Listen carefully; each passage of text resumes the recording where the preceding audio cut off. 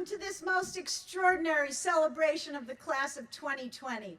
Can you believe this? Seeing you all here in your cars, seeing that you're staying in your cars with masks on, it tells me you are the most resilient, creative community that any school has ever seen, and you have overcome adversity together. You could have been complaining about how you didn't have past traditions, but instead you reimagined and created new traditions, and I'll bet that every 8th grade class is going to want to have this very same kind of graduation after yours. I love this group of 8th graders. You were my fellow archaeologists with my son Dave hunting for artifacts. Remember Ian? Remember Jake? We filled the science lab and we tested our marble runs.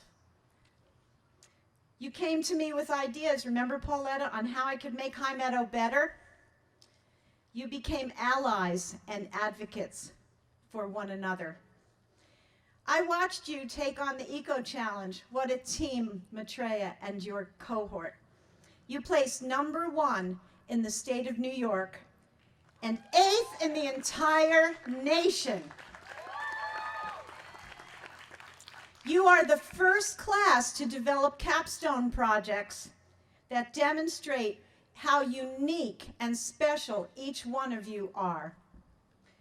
I have known many of you since you were 3 years old, and I've known one of you since the day you were born. I'm honored to begin your graduation ceremony.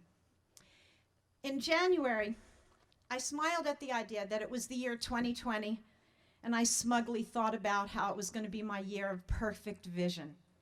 2020 vision. And then in early March, we zoomed in. We zoomed into one another's homes. We saw each other's dogs and cats and couches and gardens and things maybe we didn't even want other people to see, like unmade beds. We saw our own images staring back at us from the screen.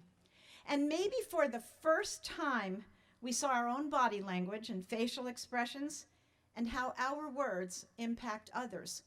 We learned to give eye contact by seeing what it looked like when we didn't. We quarantined. We made our lives smaller and less distracted. Our shrunken lives helped us notice more. We got closer to our families, and our vision became clear. Our focus sharper. When we zoomed in, we were struck with all that truly matters. We found new closeness with our friends and family. We also zoomed in on the painful reality of 2 diseases that plague our nation.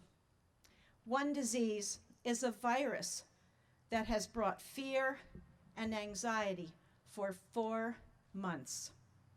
The other disease is racism that has brought fear and pain and anxiety for 400 years.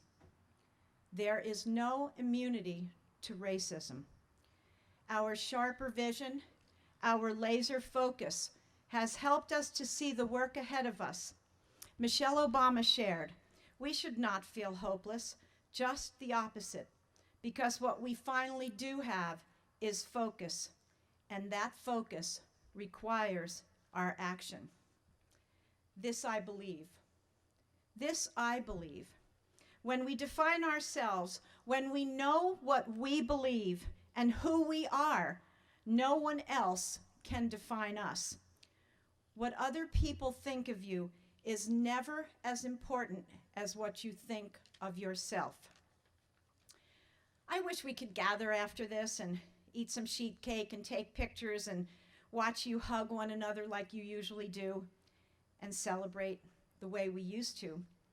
But maybe you've gained something more important. Maybe you know something powerful, that you have been tested and you did not falter. You kept going. I know, and your parents know, and your teachers know, that you are ready for what lies ahead. Many of you will be the first responders to this plague of racism. And your resilience is why I have great optimism that the work this group of 8th graders are doing together now will make the world a better place when we can be together in person once again.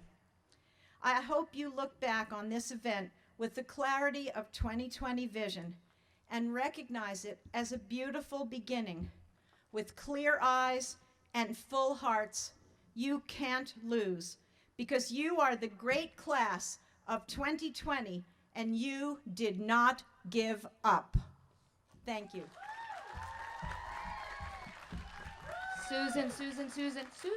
Susan.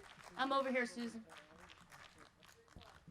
The families have these flowers for you to say thank you for all you've done for us.